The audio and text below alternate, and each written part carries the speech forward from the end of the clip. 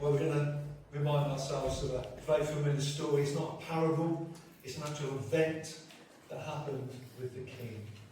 And we're going to get you to join in with this. And whenever you hear, see the word or read the word money, you're going to go, money, money, money. And in your best voice, that's the closest you're ever going to get to me singing a solo.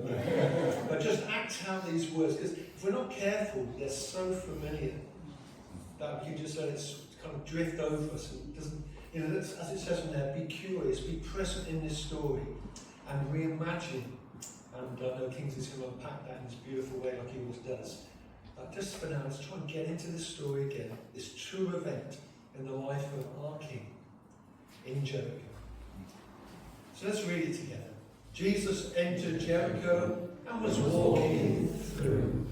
A man was there by the name of Zacchaeus.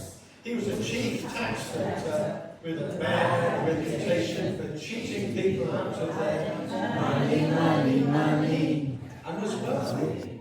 He wanted to see who Jesus was, but because he was short, he couldn't see over the ground. So he went ahead, climbed the sycamore fig tree to see him, and Jesus was walking this way. When Jesus reached the spot, he looked up and said to him, Zacchaeus, come down immediately. I must stay at your house today. So he climbed down once and welcomed him gladly.